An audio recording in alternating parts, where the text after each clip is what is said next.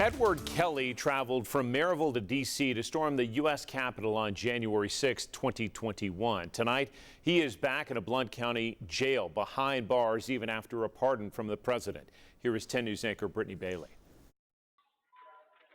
You know what? I'm a Christian. I believe in God. I believe in Jesus.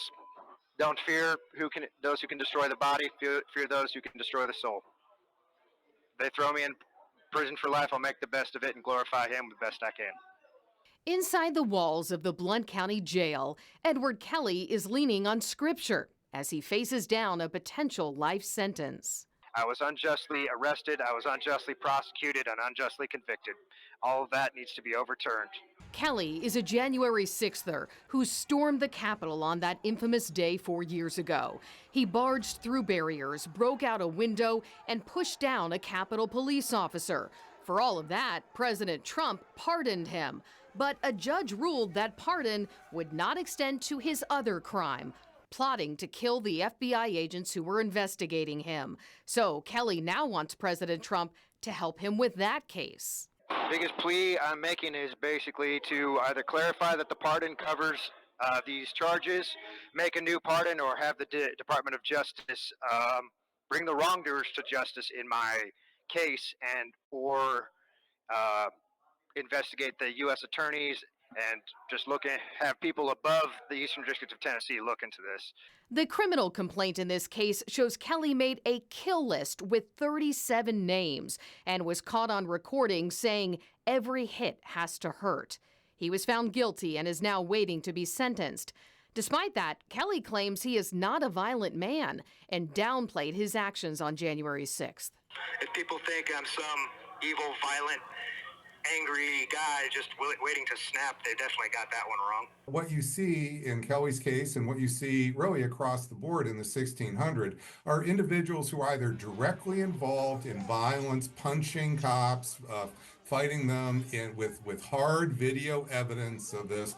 So not simply, again, being somehow escorted by police. This is the exact opposite.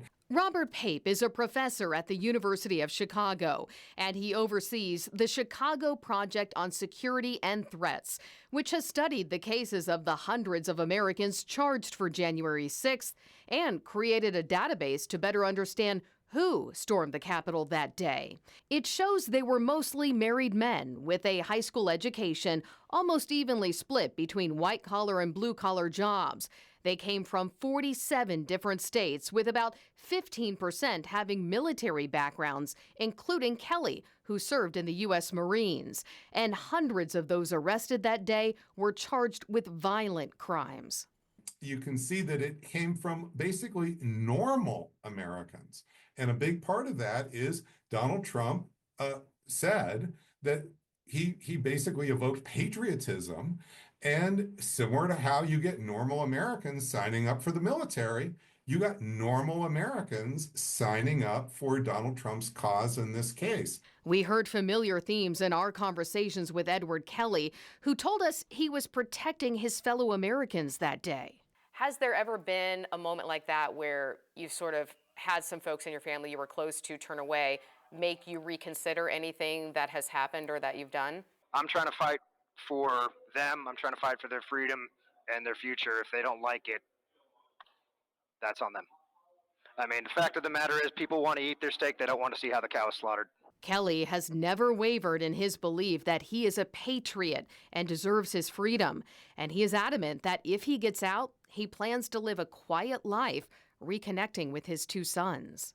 I have no interest in being any sort of problem for anybody. I just want to go back to my family.